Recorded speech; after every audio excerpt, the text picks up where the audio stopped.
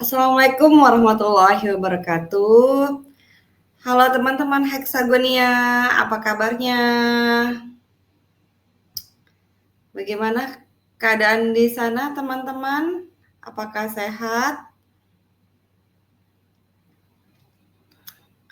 Wow, sudah ada yang menonton nih.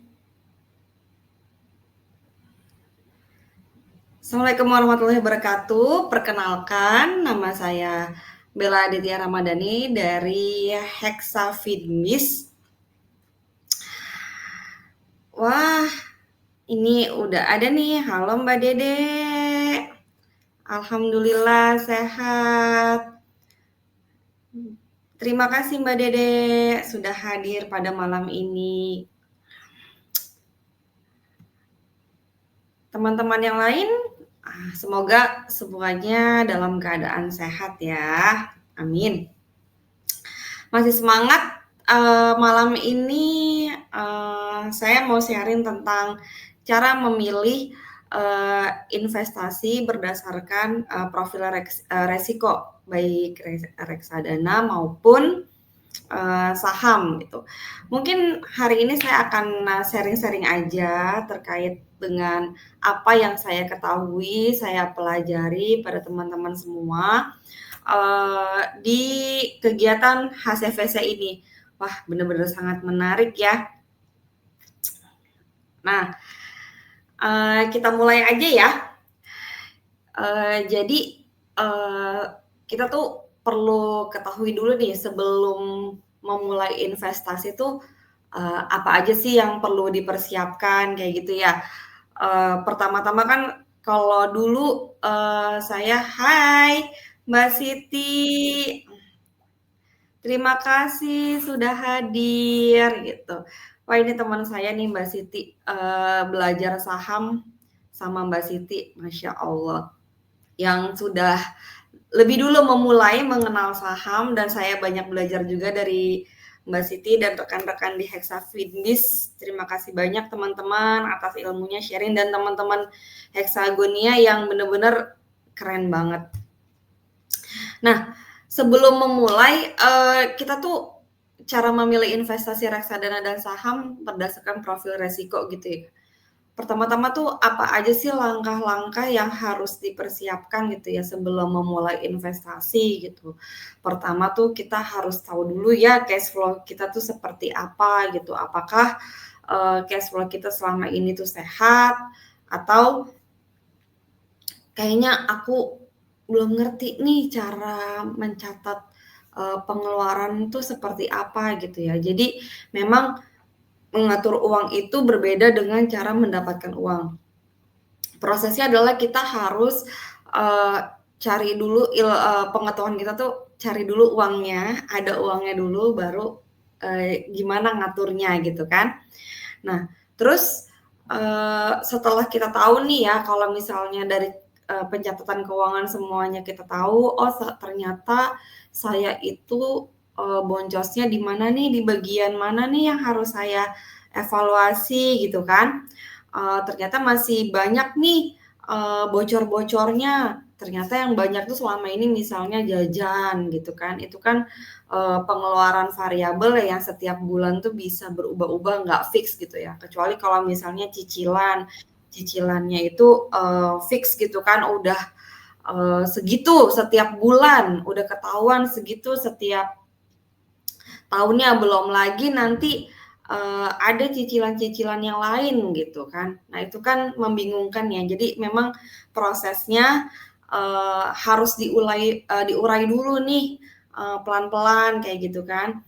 Nah Mbak Rara juga selamat datang Mbak Rara, terima kasih.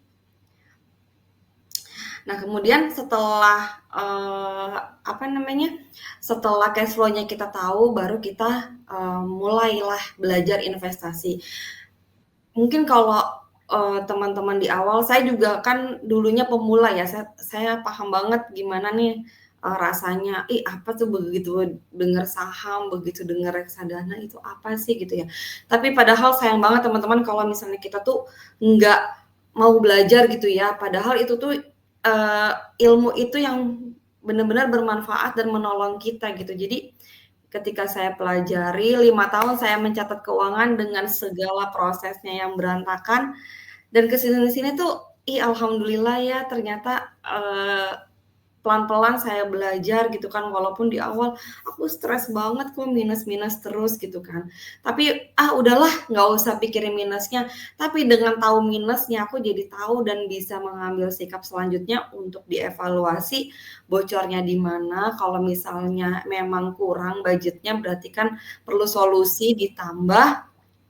Terus kemudian gimana caranya biar nggak ngutang nih gitu kan, itu kan perlu ya keterampilan ya. Ibu-ibu kan di sini kan mungkin banyak yang, semua keuangan dipegang ibunya gitu, sehingga ibunya tuh jadi multitasking, banyak yang diurus, pusing juga kan. Sedangkan salah satu ketahanan keluarga tuh, eee, indikatornya adalah ekonomi juga gitu. Makanya di sini kita sama-sama belajar bareng gitu cara memilih investasi, reksadana, dan saham berdasarkan profil risiko. Kita tuh biar tahu, kita tuh tipenya seperti apa sih gitu. Ada juga yang, nggak berani nih resiko tinggi gitu, saham kayaknya terlalu riskan deh buat aku nggak siap kalau uangku hilang, misalnya seperti itu ya. Saya juga dulu seperti itu, tapi sekarang pengetahuannya bertambah dan akhirnya berkurang gitu loh, ketakutan dan kekhawatiran itu. Nah terus, nah kita mulai dulu, kenapa sih perlu memulai investasi gitu kan, seperti kita tahu, barang-barang setiap tahunnya naik gitu kan.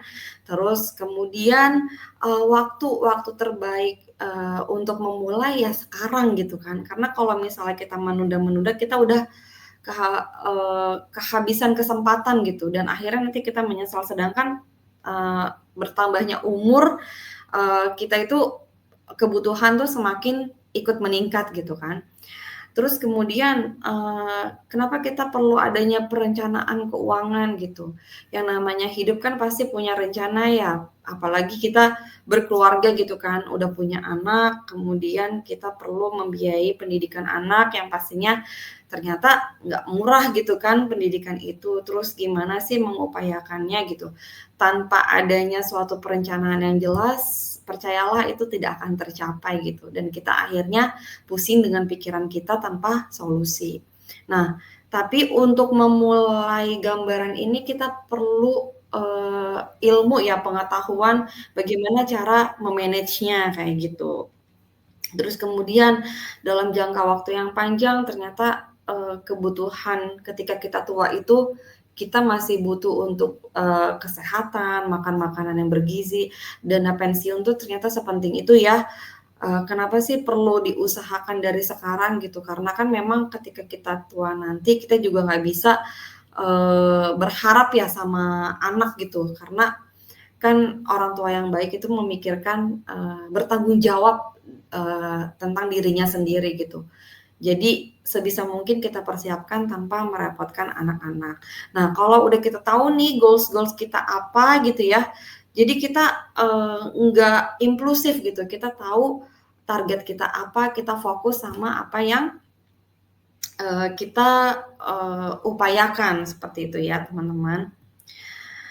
Terus kemudian, investasi juga perlu ada tujuan yang jelas, goals-nya tuh apa sih gitu. Yang pertama memang melawan inflasi gitu kan, kita juga perlu, setiap tahunnya memikirkan gimana caranya minimal aset atau tabungan kita itu bertahan aja gitu, setiap tahunnya jangan sampai, turun gitu kok. kecuali ada keadaan dan kondisi darurat gitu kan. Memang prihatin sekali ya ngelihat zaman sekarang gitu kan, anak-anak muda sekarang gitu, banyak yang FOMO kayak gitu. Terus, bingung mereka tuh sebenarnya tujuannya apa, punya tabungan tuh banyak-banyak tapi juga nggak jelas tujuannya untuk apa. Nah itu kan, nggak baik ya kayak gitu, kita juga harus bisa mengelola keuangan dengan baik, dengan bijak kayak gitu kan, tujuannya jelas, jangka waktunya jelas, misalnya kita mau nyekolahin anak masuk TK, waktunya dari dia lahir sampai TK tuh 5 tahun, misalnya seperti itu ya. Jadi, oh nabungnya tuh sekian, udah terpikirkan gitu. Terus juga kalau misalnya kita mau, umroh, naik haji gitu kan. Nah terus ketika dapat uang lebaran, jujur aja pengalaman aku pertama-tama, menikah itu ya, aku tuh sepusing itu gitu. Karena bingung ini gimana caranya ngaturnya dengan keuangan yang terbatas tapi kebutuhannya banyak. Tapi setelah dijalani sampai sekarang, oh dengan adanya masalah itu, ternyata keterampilan aku pun bertambah gitu. Harusnya aku menyadarinya gitu. Paling enggak aku jadi mau belajar tentang keuangan. Terus juga aku akhirnya belajar tentang, mindset gitu ya. Ternyata tuh agama tuh juga memang, eee, mengajarkan kita yang namanya growth itu ada 4 kuadran gitu.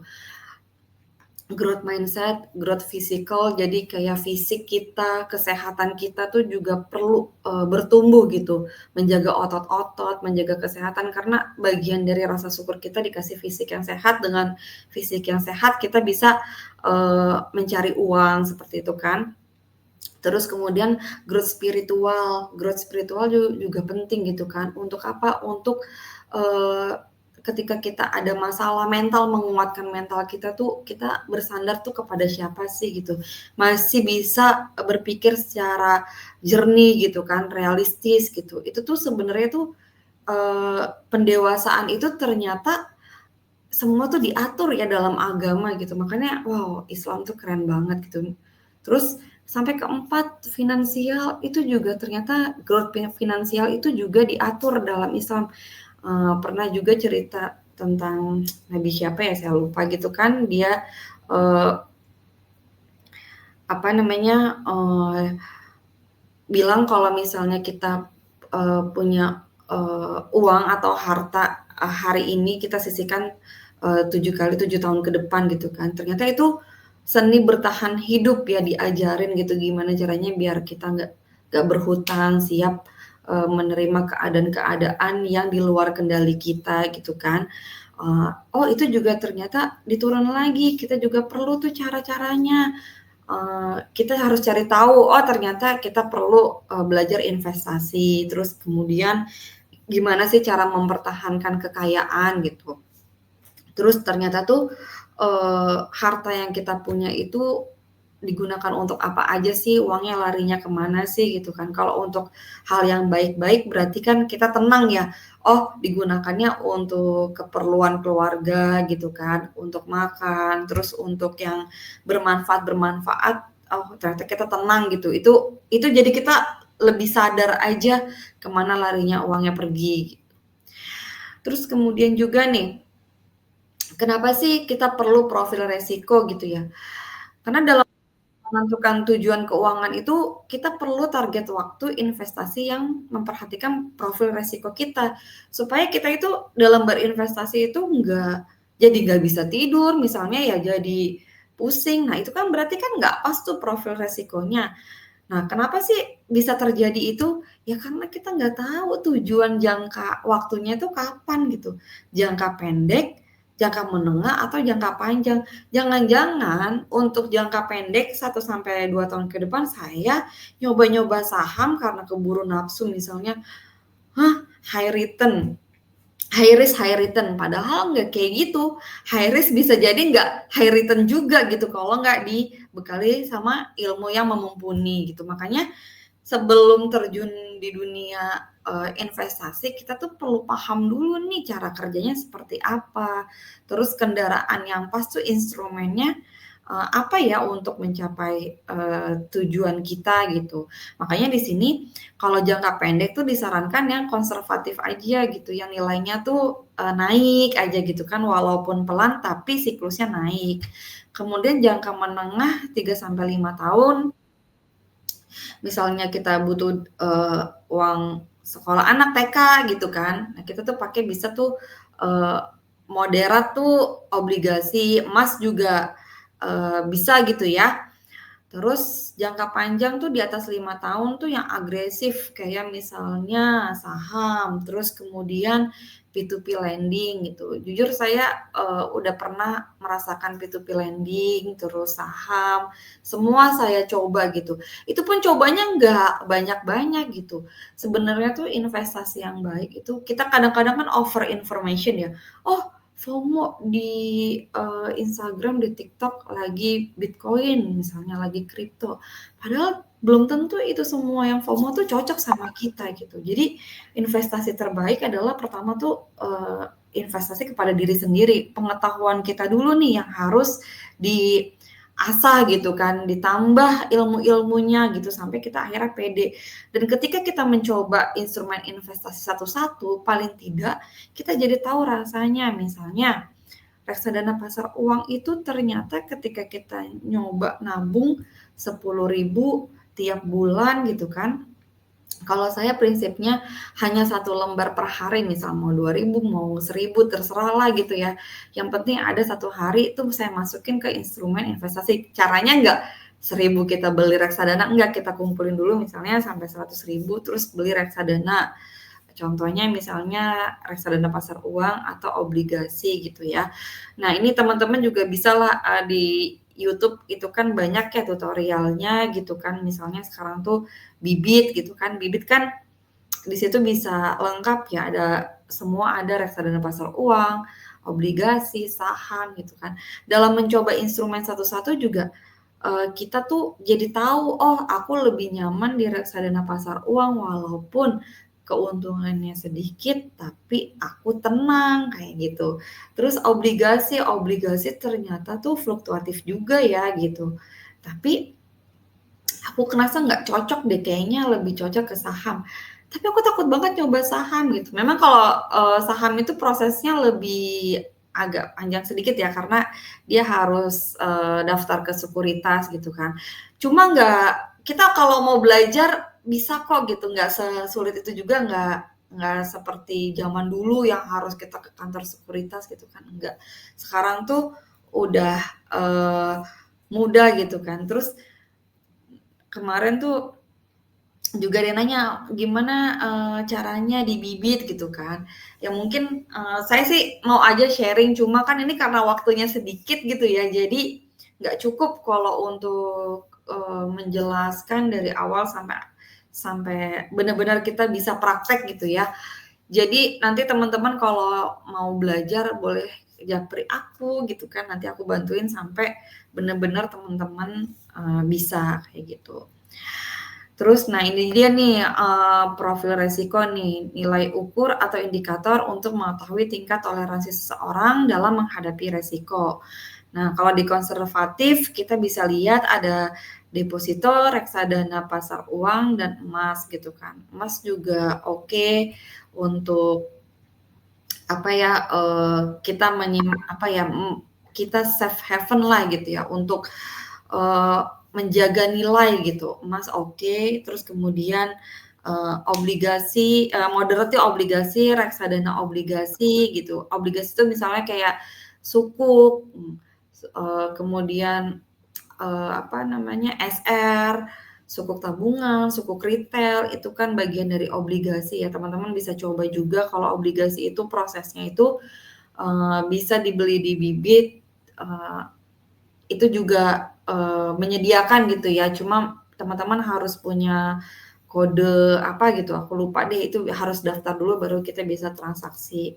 Nah itu teman-teman udah tinggal, naruh uang, misalnya jangka waktunya 2 tahun tanpa ngapa-ngapain, setiap tanggal 10 dapat kupon, obligasi sebesar, return yang dijanjikan obligasi itu misalnya tahun ini 5% berarti tiap tahun dapat 5%.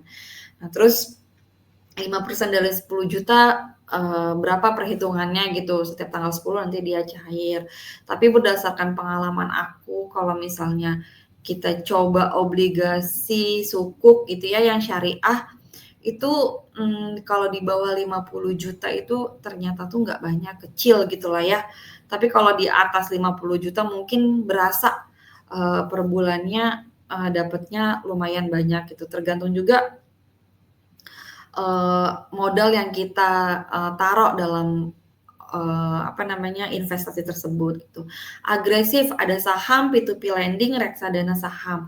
Nah, kalau saham ini banyak banget kalau teman-teman bilang tuh, wah banyak banget saham yang ada di Indonesia gitu ya. Tapi ternyata setelah saya ikut kelas, kelas saham ini ternyata tuh kelasnya tuh nggak murah ya.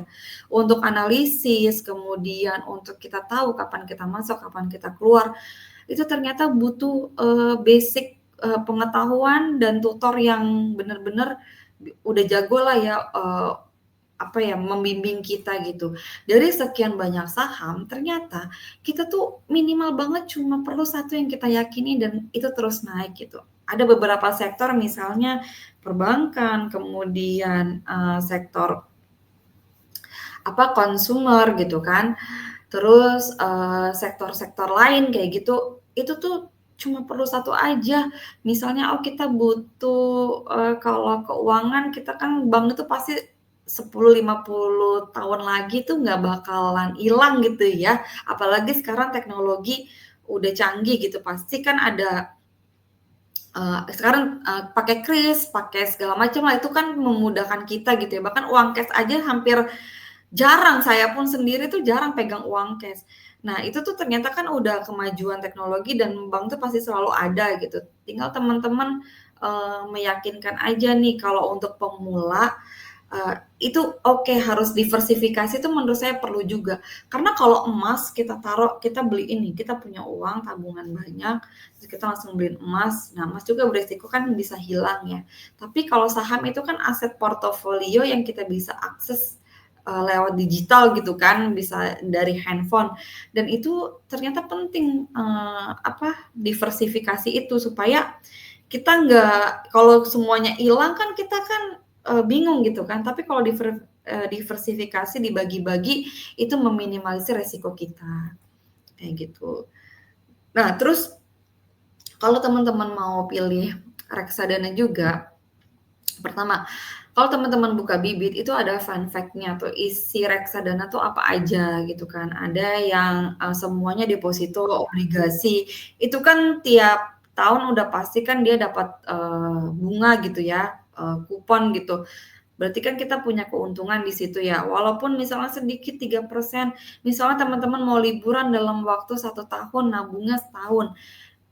Saya udah coba dibandingin nabung biasa, reksadana pasar uang tuh lebih menguntungkan gitu. Biasanya saya masukin tuh cuma 10 ribu, tapi ternyata compounding dalam setahun itu lumayan banget loh teman-teman. Jadi bener-bener kita bisa lah buat, apa ya, tabungan kita itu untuk, apa, ngisi dana darurat kalau ada kondangan lah, terus kemudian nanti ada apa, kendaraan yang rusak gitu, paling enggak tuh jadi kita tuh nggak makan tabungan yang gede gitu kan dari uang-uang sisa-sisa belanja kita gitu. Itu ngaruh banget jadi, kita bisa memaksimalkan, tabungan-tabungan dari bonus-bonus THR kayak gitu kan. Emang saya tuh awalnya aja saya nggak bisa nabung, tapi setelah saya belajar keuangan, oke aku nggak bisa nabung berarti yang bisa aku tabung adalah aku harus memanfaatkan ketika bonus-bonus turun misalnya kayak THR turun tuh, aku langsung bijak aja gitu, untuk apa aja yang butuh, yang penting, yang urgent, yang jadi prioritas tuh apa gitu kan. Kita bisa, langsung me-manage-nya gitu. Terus kemudian, cara milih reksadana itu pertama nanti ada tuh produk reksadana tuh macem-macem tuh dari manajer investasinya beda-beda, misalnya kayak ada ya Sukor, Mayoris gitu kan, tuh kalau di Bibit teman-teman bisa lihat lah ya. Nah itu total AUM itu total, berapa sih nasabah yang naruh uang di situ gitu, banyaknya kepercayaan terhadap manajer investasi itu. Pilih yang paling banyak. Kalau misalnya dia semakin banyak, berarti banyak orang yang percaya sama manajer investasi ini gitu kan. Insya Allah kalau reksadana pasar uang selama hampir 10 tahun saya coba ya, ini oke sih, termasuk yang nggak pernah ada kendala gitu kan, resikonya minim lah seperti itu. Terus kemudian nilai CAGR per tahun paling tinggi berapa gitu. Apa sih CAGR itu? CAGR itu adalah tingkat pertumbuhan tahunan majemuk. Jadi kayak persenan return keuntungan dalam 1 tahun tuh berapa. Misalnya ada manajer investasi 3, yang manajer A nawarin cuma 3%, manajer B 4%, manajer C 5%. Nah, kita coba pilih yang 5% itu yang paling gede lah ya. Terus kemudian perhatikan isi reksadana yang tercantum pada alokasi asetnya, yang tadi saya bilang kalau teman-teman buka Bibit itu ada fun fact-nya, lihat itu. Nah, kalau dilihat oh itu isinya misalnya deposito, obligasi, sukuk. Nah, berarti kan itu kan yang udah fix ya. Kalau misalnya kita beli sukuk, otomatis kan yang menanggung tuh negara. Kalau udah negara, berarti kan insya Allah aman gitu, nggak mungkin uang kita nggak kembali gitu. Makanya kita harus perlu bijak nih, uang yang kita taruh tuh benar-benar uang dingin. Nah, terus juga kenapa sih perlu investasi saham gitu kan? Yang pertama, setelah saya hampir 10 tahun saya mempelajari, dan saya nggak langsung ya, karena saya tipe orang yang pertimbangannya tuh kuat, kalau apa-apa tuh harus perlu pertimbangan gitu kan. Jadi setelah saya ada data, saya pelajari gitu kan, terus oh nilai IHSG gitu ternyata tuh setiap tahun itu mengalami peningkatan gitu. Saham itu selalu kalau saya perhatikan tuh berbanding terbalik sama emas gitu ya. Ketika emas naik, saham turun. Ketika emas udah stabil, saham itu naik gitu. Jadi memang sangat-sangat volatile banget. Cuma ya balik lagi kita juga perlu belajar gitu. Tapi nggak usah takut. Kita coba dulu gitu. Minimal satu aja. Kalau saya biasanya untuk pemula tuh kayak saya spill, saya perbankan aja gitu. Jadi perbankan itu nilainya lebih stabil kalau untuk pemula yang mau coba investasi saham dan lihat cara kerja saham itu seperti apa. Beli lupakan gitu. Terus ini juga ada pertanyaan nih, Mbak Bella, lebih baik emas digital atau emas fisik? Yang Mbak Bella harganya kan lebih murah yang digital gitu ya. Nah, kalau misalnya emas fisik dan emas digital, kalau saya pribadi, saya nggak pernah beli emas digital. Karena apa? Kalau misalnya yang saya yakini ya, kalau jual beli emas kan kita harus pegang langsung ya. Jadi cash and carry gitu kan. Hukumnya tuh seperti itu. Jadi saya lebih yakin aja saya beli di Antam yang saya pegang fisiknya gitu. Karena juga kalau misalnya emas digital juga biaya cetaknya tuh juga lumayan gede gitu ya. Terus saya juga udah pernah bandingin saya beli di bank BSI gitu kan, saya hitung-hitung lebih murah, ternyata kita beli langsung ke Antamnya. Apalagi sekarang Antam kan ada fasilitas untuk beli secara ini ya, online dikirim ke rumah gitu kan, melalui Brankas, itu menurut saya sih udah oke gitu. Terus juga jadi kalau strategi saya adalah kita beli emas, kalau kita butuh uang jangan dijual gitu. Jadi kita gadein ke bank syariah gitu. Kenapa? Misalnya kalau di bank syariah itu harga emas misalnya 10 juta, yang kita taksir itu ditaksirnya misalnya cuma 9 juta yang bisa cair ke rekening kita. Terus per bulannya kita kan akan nyicil itu ya, misalnya kita 3 bulan bisa balikin 10 juta, berarti per bulannya tuh 3,5 misalnya gitu ya, udah dihitung lah sesuai dengan perhitungan bank. Nah, saya pernah waktu itu nyoba kepepet abis nikah, terus butuh langsung hamil, banyak pengeluaran gitu ya. Akhirnya coba nih, ternyata menguntungkan gitu. Jadi ketika saya lunas gitu kan, ternyata nilai emas itu naik melambung, tapi kita nggak ikut naik. Jadi memang udah ditaksir sesuai dengan perhitungan bank. Kalau dibanding-bandingin ya tetap kita untung digadein gitu dibanding dijual. Karena kalau dijual kita beli lagi itu selisihnya tuh lumayan gitu. Jadi memang, tergantung ya, kebutuhan juga. Nah, terus ini juga nih ya, ini nggak kerasa udah 29 menit, cara memilih saham kita harus tahu dulu analisis fundamentalnya, perusahaan itu keuangannya bagus, untung, produk bisnisnya seperti apa, dan analisis pertumbuhan perusahaan ke depannya seperti apa, kayak gitu. Nah, kalau mau belajar lebih lanjut lagi, ini di Hexafinbis ini bener-bener yang tadi saya, ceritakan, ada beberapa kuadran yang harus kita kembangkan gitu ya, bertumbuh pertama secara fisik kita juga perlu bertumbuh, kita perlu olahraga, gerak, ternyata gerak itu memang untuk menghilangkan energi-energi negatif gitu ya. Terus kita untuk menambah hormon-hormon oksitoksin. Nah, ternyata tuh memang butuh dilepaskan dan butuh, apa ya, gerak gitu. Dan jangan sepelekan jalan kaki pagi gitu kan, ternyata di otak juga itu berbeda gitu, lebih fresh, cara berpikirnya, nggak kalau di rumah terus mungkin kita pusing gitu ya, itu-itu aja kegiatannya. Saya pun juga kerja juga selalu kayak gitu kok, ngerasa kok kayaknya hidup ini tuh begini ya gitu. Terus tapi dengan olahraga tuh minimal tuh ada refresh dari otak, fisik itu semua tuh nyambung gitu ya. Terus kemudian di produk Hexafinbis juga, ini rekan-rekan saya Hexafinbis Academy kenapa? Karena memang di sini kita itu, produk M3 itu memang, di Bunda Produktif kita berusaha untuk sharing apa yang kita tahu, apa yang kita, suka sesuai dengan passion-nya gitu kan ya. Terus kita cari uangnya itu kasih tahu, apalagi teman-teman yang udah pro dengan digital gitu ya, digital marketing gitu kan, produk digital. Karena memang digital tuh ternyata tuh aset yang harus kita punya gitu. Jadi kita perlu belajar digital itu, kita perlu adaptif dengan perkembangan, zaman gitu kan, kalau enggak kita bisa ketinggalan. Terus terang saya juga tuh belajar terus gitu, saya juga gaptek, akhirnya gimana ya caranya gitu, tapi aku mau belajar gitu. Akhirnya, oh gini ya, bisa ya ternyata kalau nggak dicoba juga mungkin kita, di situ-situ aja, kita nggak akan tahu kalau kita itu bisa.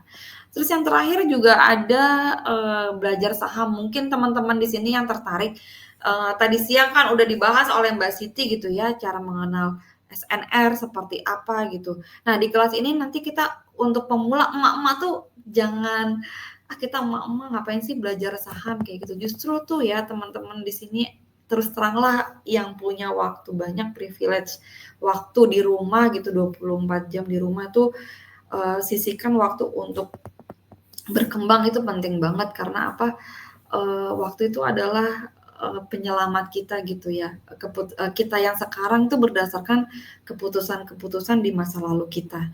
Bagaimana kita mengambil kesempatan itu. Nah, apalagi sekarang udah ada komunitas seperti ini dan saya bersyukur banget ya, masuk ibu profesional tuh banyak banget ilmu yang bisa kita dapetin gitu kan. Ternyata tuh yang saya pelajari juga setelah saya dewasa gitu kan, terus berumah tangga, punya anak, oh, bukan lagi soal banyaknya uang, terus kita tuh, mau harus kaya seperti apa, enggak. Ternyata yang lebih penting itu adalah apa ya, membeli ketenangan. Ketenangan itu perlu diupayakan, perlu diperjuangkan. Karena apa, minimal kalau misalnya kita tahu, hidup itu terus berjalan, ketika hidup terus berjalan, kita pasti membutuhkan uang. Nah, dengan kita belajar melek finansial, paling tidak itu kita tahu posisi kita ada di mana, kita, berikhtiar tentang masa depan kita tahu angkanya berapa, misalnya kebutuhan setahun, oh ternyata tuh untuk biaya kebutuhan keluarga, untuk biaya pajak segala macam tuh angkanya tuh segini gitu, kalau kita kurang itu gimana caranya? Pantes aja aku ternyata tuh kalau kurang tuh paylater misalnya gitu ya, hutang gitu kan, itu kan bukan dewasa secara finansial gitu ya. Kita memang, menikah, punya anak itu adalah keputusan kita, kita menikah secara sadar, punya anak secara sadar, kita pun perlu mengusahakan segala kebutuhannya pun secara sadar. Maka perlulah bijak-bijak mengatur keuangan, seperti itu. Jadi mungkin, itu aja teman-teman yang bisa saya sampaikan malam ini. Terima kasih banyak untuk kehadirannya teman-teman semua.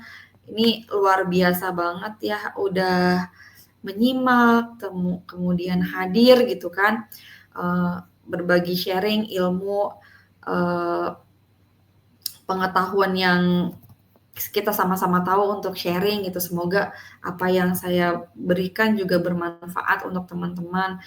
Jangan lupa teman-teman untuk mau yang tahu lebih lanjut tentang, dunia saham, jangan takut. Sekali lagi, aku pernah di posisi teman-teman, pernah memulai dari awal, dan kalau kita mencoba itu banyak pelajaran yang bisa kita dapatkan gitu. Karena dari uang kecil 100.000 aja paling enggak bukan nilai kecil dan besarnya investasi itu, tapi kita bangun kebiasaan, kita bangun kesadaran diri kita tahu cara strateginya apa, karena investasi itu perlu waktu. Dan teman-teman kalau udah ketemu polanya, ritmenya, itu akan menikmatinya nanti gitu, 10 dan 20 tahun kemudian. Jadi kalau sekarang posisinya susah banget, survive banget, bener-bener struggling untuk memperjuangkan kebutuhan-kebutuhan, ya memang ini kita fasenya gitu. Hidup itu naik turun, tapi satu hal ya kita nggak boleh berhenti, di sini kita harus cari cara, harus kreatif, memperjuangkan kehidupan yang lebih baik lagi, kualitas hidup, kualitas pikir yang lebih baik lagi dengan ilmu investasi ke diri sendiri itu jauh lebih penting dibanding investasi yang lain.